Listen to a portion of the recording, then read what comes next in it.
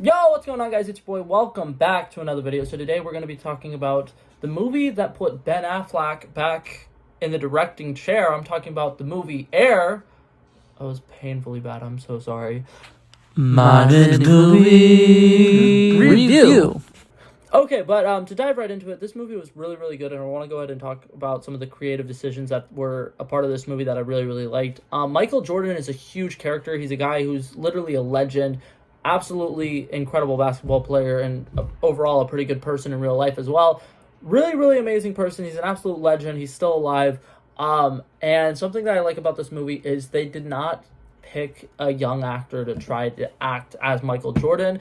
In every scene that you see Michael Jordan in, he is just a stand-in.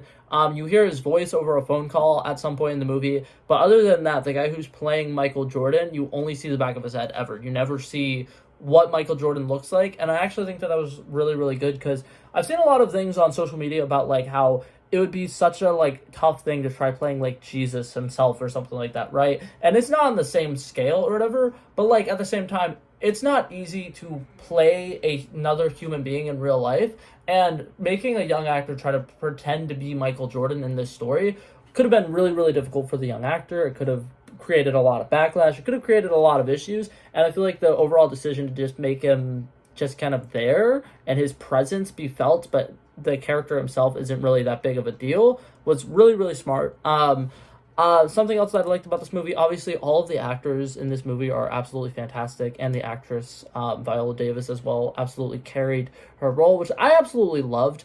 And I didn't know this until very recently. Viola Davis was actually hand-selected by Michael Jordan himself to play his mother, and I think that that was brilliant casting. It was really, really good. She delivered so much strength and power into this movie, and I thought it was absolutely great. A lot of things that I liked about this movie, the humor in this movie is fantastic. It is really, really good at trusting the audience to catch jokes. Something that I hate about a lot of comedy nowadays is they really force jokes into the viewers or whatever. They basically are like, imagine you're a toddler and you're eating something and your parent is like, here comes the airplane, woo! A lot of movies nowadays do that with comedy, but in this, they don't do that. In this, the comedy is just people having regular conversations and regular interactions, and there's comedy in almost every conversation that people have nowadays, and it's just small little notes, the way that they decide to describe certain things, really, really well done. I think that the comedy in this movie is some of the best comedy I've seen in movies in a really long time, and it really helps that you have cast members like Matt Damon and Ben Affleck, obviously, who are funny people and can be very funny if they need to be. Jason Bateman is absolutely hilarious in this, and his acting performance in this is actually really stood out to me. I thought that it was really fantastic.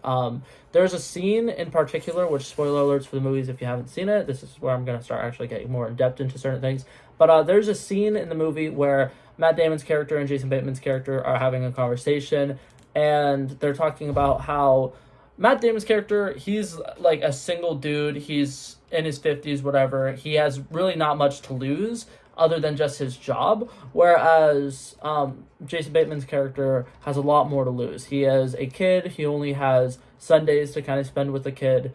And every Sunday he'll bring him a pair of Nike shoes or whatever to try to make him, love them or whatever.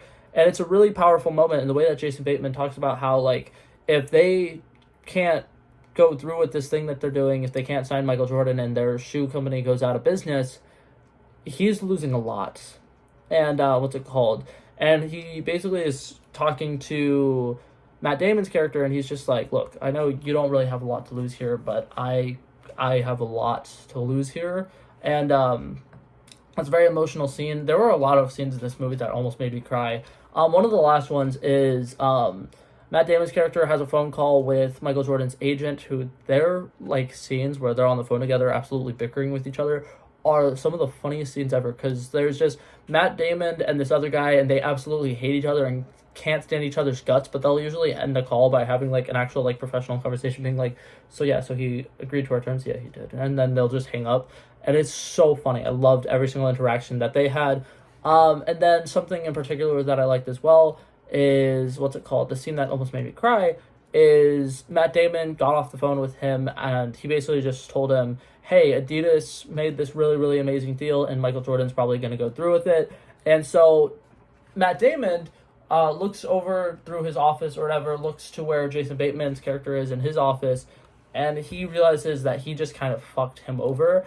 And along with fucking him over, he's fucking over everybody who works in the basketball division over at Nike. So he steps out of his office and is walking around the middle of the office, and he's looking around at literally everybody and realizing how his gamble that he made is going to cost every single person in that room their job. And it's a very emotional scene. It's very heartbreaking. And what's it called? When he sits down in his chair, he looks absolutely defeated. And that scene really got to me. I thought it was really good, really well written. What's it called? Another thing that I really like about this movie is there's a lot of callbacks. I love it when a movie has something introduced in the first act or whatever that gets brought back in the final act. And something that's very important is, what's it called? There's a character named Howard who is friends with Matt Damon's character or whatever, and they're having a conversation at a bar one day, and Matt Damon's character is asking for him. Matt Damon's character's name is Sonny, by the way. I know the name of his character. I'm just calling him Matt Damon's character because it's just easier for my brain to stick with. I started the video calling him Matt Damon's character, so I'm going to end the video calling him Matt Damon's character. But anyways, he's having a conversation with this guy. He's very struggling, not sure what he wants to do. He's like, I've never had a feeling like this before. I really want to go after it, but I'm told I can't call this person. I can't offer him the amount of money that we would want to offer him. And he's basically like so stressed he has no idea what to do. And his friend talks to him about how he was there for the I Had a Dream speech, basically, and he wanted to read the script or whatever for the speech, and he was looking for a specific line, and he couldn't find the line written down anywhere because Martin Luther King had improvised the entire second half of the speech because nobody was really caring that much about what he had to say. And it's talking about how improvisation sometimes works. If you get a feeling that what you're saying isn't coming across right and you decide you need to come across your own thing, that's what they do, right? And in the final act, when they're trying to sell Michael Jordan on why he should stick with Nike, what's it called? Matt Damon's character decides, okay, we have this giant plan and everything seems to be going okay, but it could go better. So he stops everything and then he gives him a speech and he looks him in the eyes and he tells him, hey, you're going to be the greatest thing that's ever happened to the world of basketball. You're going to have a legacy that lasts forever. People are going to know your name for hundreds and hundreds of years. And then he goes on to say that like everybody in this room will be forgotten soon or whatever after they die. And he talks about how it's like they really wanted a legacy or whatever, and how if Michael Jordan signed with them, it'll kind of be giving them a kind of legacy. They're like, this shoe could be our legacy. And I thought that was really great. I think that a lot of the casting decisions were like spot on. Towards the end of the movie, they showed, you know how at the end of sports movies sometimes they'll be like, and this is what this person's doing in real life or whatever. They were doing that, showing the real life comparison to the person who's playing it. And almost every single casting like decision with the costume and makeuping, they all looked very similar to the characters they were actually playing. And I thought it was great. Overall, I think this movie was fantastic. I think it was a very good, feel-good movie. And I think that the story itself worked incredibly well. The timing of it was great. The pacing of it was great. What's it called? Matt Damon's charisma in this is phenomenal. Viola Davis did phenomenal in this movie.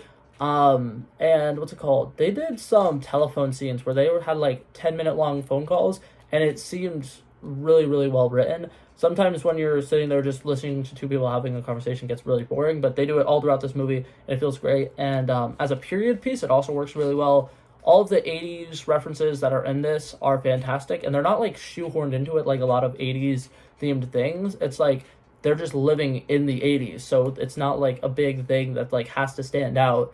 It's just that's how life is at the time, and I thought it was really, really good. And yeah, so overall, I think that this is one of the best movies that came out this year.